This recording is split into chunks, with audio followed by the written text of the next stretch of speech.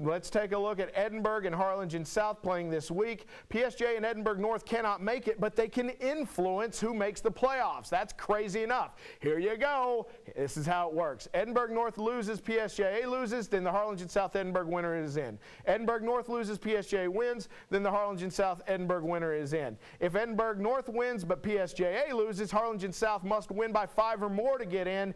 And if Edinburg North loses but both teams win this game, then Harlingen South must win by 4 or more in order to make it in the playoffs. It is confusing, but it basically comes down to the winner of this game coming up with Harlingen South and Edinburg. I think one of the reasons why Edinburg is in such a bad situation right now, it's not bad because they can make it. They should be better than they are because they make too many mistakes, too many penalties. Too many penalties. They've had to overcome that in several different games. Sometimes they haven't been able to overcome it.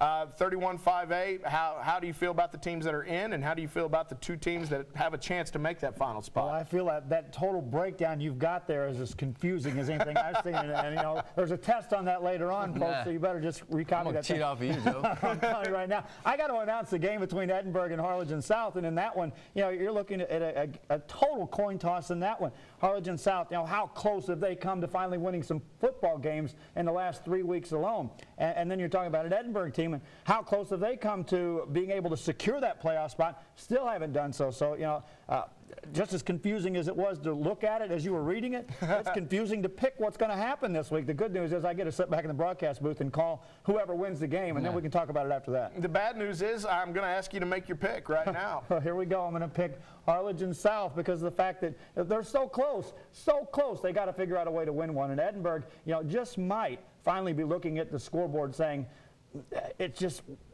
I don't understand how we can't win, but we figure out ways to lose now. When you start doing that, you may lose at home again. All right, there's one pick for Harlingen South. Your thoughts on this game? Well, I'll tell you what, Edinburg still has a lot of talent.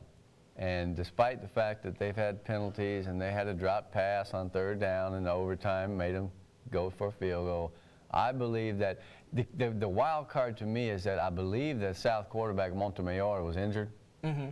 And that's a huge factor. It's true. Zach Flores came in and threw for over 200 yards. Yeah, he's played before. Yeah. But the thing is, Montemayor is going to be special, right? So what I'm saying is that the 3 teams in the district who are in have the best quarterback play.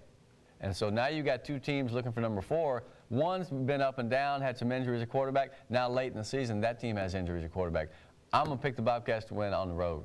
All right, and let's take a look at all the picks because, to tell you the truth, I can't remember who I picked in this one. And because it's a coin flip, I'm going with Edinburg in this one as well. We'll see if Sean Montemayor comes back. But this one going to be for all the marbles. Harlingen South wants to be safe, then they need to win it by 5 or more points. That way they are definitely in.